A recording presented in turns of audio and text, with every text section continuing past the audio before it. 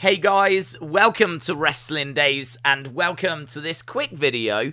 We've had a few tweets today from Windham, formerly known as Bray Wyatt, that are quite interesting.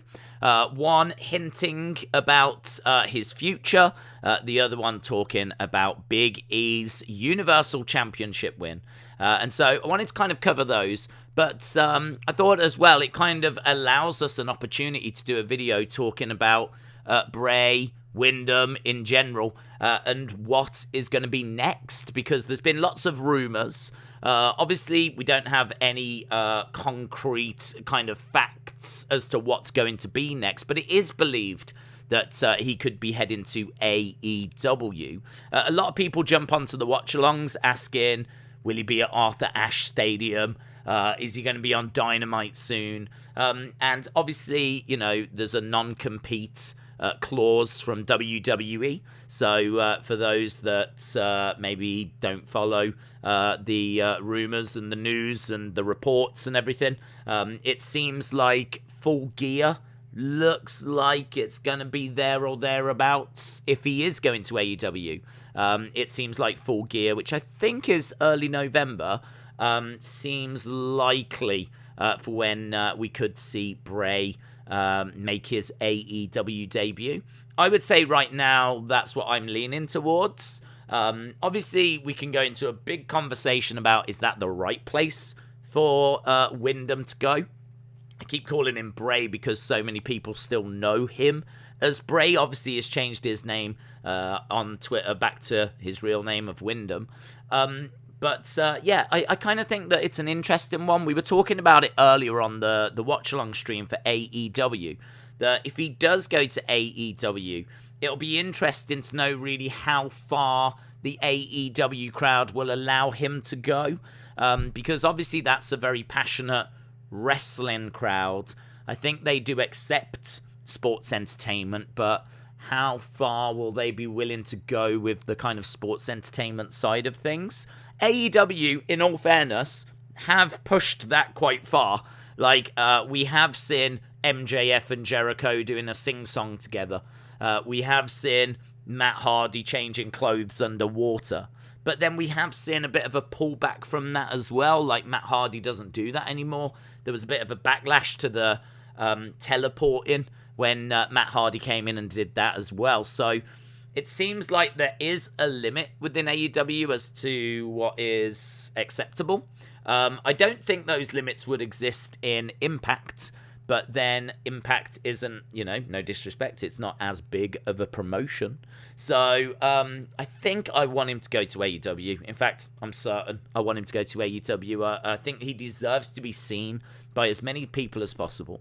I think that they would allow his creativity to shine. And he is a very creative person. I mean, I'm not telling you anything here that you don't know. And I'd be very interested to see, you know, some of the stories that they could tell in AEW. Obviously, you've got the Brody Lee kind of connection as well, and there'd be some real emotion there as well. You know, any moments involving Windham and the Dark Order, you know, that's gonna really hit you in the feels. That's going to hit everyone in the feels. So you can explore that. You can explore him having a new persona. Obviously, WWE are going to own like the Fiend and the Funhouse and all of that. I don't think Bray's going to be able to, or Windham, is going to be able to bring that over. But I mean, he's so creative. I don't think anyone's going to doubt that he's going to be able to come up with something new, something equally as engaging, equally as rich. I should imagine there was quite a few things that he wanted to do that probably wasn't able to do, that he'll now probably be able to do in AEW, if that's where he goes. I mean, we'll talk about the future stuff in a bit. Obviously, I want to get your thoughts, comments down below. What do you want to see next for Windham? What are you hoping for? You're hoping for cult leader Windham? Are you hoping for him to join forces with, say, Braun, who I think is Impact bound, but obviously that's not a barrier, what with the Forbidden Doors being open. So he could join forces with Windham and Eric Redbeard, formerly known as Rowan. We could see like a cult Wyatt family again. Or do you want it to be more like Fiend and Funhouse? Will it be a bit weird if it's like that but different? Will it? I mean, it will naturally draw comparisons to the Fiend and Funhouse. Would that be a problem? I don't know. It's an interesting one. And as we said, this is a conversation we've not really had on the channel. We've had it in the watch-alongs, but I'm trying now to get more of these kind of videos out there because so many people ask for them. And yeah, this gives us a great opportunity to do that. What with these tweets, the first one being the one that's on screen right now. Windham earlier today, not long ago actually, saying, I'm late on this. I wasn't there. But Big E is the type of dude that the boys line up to congratulate. So really getting over the fact that he is super popular backstage. Obviously, you know, I don't think there was many people lining up to congratulate the Ultimate Warrior back in the day. So it's cool to see that, you know, everything that we see on camera, in the documentaries, on social media, it's all true. You know, he is that big lovable persona. He is that big lovable person that's got the respect of the locker room, and Windham just kind of getting that across here. It's a really good look. I think that's a really interesting line. It's a really good look. There's a few ways you can take that. It's a really good look as in, like, you know, it's a really good look for WWE to be doing this. It's exactly what they should be doing. There's also a bit of subtext there, a bit of, you know, the fact that, you know, we're starting to see more kind of African-American champions as well, and in that regards, it's a good look also. I don't think he's meant it that way, to be honest, because, of course, Bobby Lashley was the champion before, so Bobby Lashley was obviously African-American. You've got Big E now as well. Obviously, we're seeing, like, Sasha and Bianca obviously fighting over the women's title at WrestleMania as well. So I think historically that might have been read that way, and it can still be read that way. But I don't think it's meant that way this time. I think it's like, it's good luck to actually put the belt on someone that's this popular, to put the belt on someone that, you know, ratings have been suffering and struggling, and it's a good look to kind of go this way as well. So there's definitely a few ways to take that last one. I'd be interested to know what you think on that. Of course, the first response that I can see is Austin316 saying, really happy that Big E is WWE Champion. He really deserves it. And then right underneath, Big E. Incredibly sweet of you. I have no idea who he's responding to. He might be responding to Austin. Incredibly sweet of you, my man. Thank you for your kindness, and Windham punching him in the face. So we've got that one. Nice, wholesome. Then we've got this one, which is nice as well. Eric saying, I miss you. I should imagine that Windham gets a lot of this throughout the day. I should imagine he goes through his notifications and it's pretty much non-stop that. Yeah, Eric saying that he misses at WWE Bray Wyatt. And Windham replies, everything will be clear. I'll see you all very soon. Revenge is a confession of pain. I really like that last line. We've heard it a few times as well. Revenge is a confession of pain.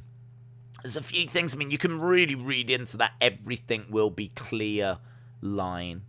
I'll see you all very soon. That's the line everyone's reading into. I think fueling those AEW rumors and the speculation there. Revenge is a confession of pain. I mean, it's just a great line, that last one. So I think with that being said, if he goes to AEW, I think that kind of says to me that we're not going to be seeing shots being fired to WWE, because that'd be out of sync with what we're seeing here. You know, revenge is a confession of pain. You know, Bray, the Fiend, didn't feel any pain, shouldn't feel the need for revenge. And I think, honestly, that shouldn't be really what fuels whatever is the next incarnation of Windham. I'm really interested to see. There's a reason why I've got this picture behind, because, as I said, I'm interested to see what's next. And this is Tom Savini, who makes obviously a lot of horror movie masks and special effects and all that kind of stuff. And Bray obviously went to see him, and Tom was obviously behind the Fiend mask. Now, Bray has got a lot of these connections, and these connections are not going away. Just because he's not in WWE anymore doesn't mean that he can't go back to Tom Savini and get a new mask. I really think that whatever's next, I think Bray really appreciates these relationships, and I think there's probably more that he wants to explore. So I think that he's probably using this time quite wisely. I mean, he is obviously a father as well, so family time. But I would imagine that there's conversations going on. It really wouldn't surprise me if there's things being made as we speak, and coming out saying everything will be clear or see you all soon. Revenge is a confession of pain. I'm really hoping what that means is that he's focused on the future, excited about the future, and see you all very soon. Obviously, getting those AEW rumors fueling. If it is going to be early November, it's only about 6 weeks or so away. I mean, it's not as far as what you think. And there'd be a lot of work that would have to be done. The whole presentation. I mean, it could be filming vignettes and everything now. Like, there could be a lot going on behind the scenes. So we'll have to see how this plays out. But a couple of very, very interesting messages there, and I thought it's just a really good opportunity to put this video together and get your thoughts. So let me know your thoughts down in the comments below. Let me know if you like these kind of short conversational videos as well, because as I said, these are the kind of things we do on the watch-alongs, and I know that they're big, like 4 hour, 3-4 hour things, and it's hard for people to kind of go through those. So that's where I think these little conversational videos really have got a benefit for the channel and for people watching. So we'll look to do more if this is something that people enjoy. But let me know your thoughts down in the comments below. What do you want to see next? What do you think is next? And as I said, I'm gonna say that we're going to explore this relationship a little bit more. Maybe it's going to be one of those masks or something like those masks that you can see on screen right now. So that might open up a whole world of opportunity. Maybe it'll be a few. Maybe you'll have multiple split personalities. I would like to see Eric Redbeard brought in, though. I will admit. I mean, I kind of feel like he is. I always thought that Rowan would be the next person to lead the Dark Order. I really thought he would be the next person to lead that, because it's just a no-brainer. I mean, he's still wrestling.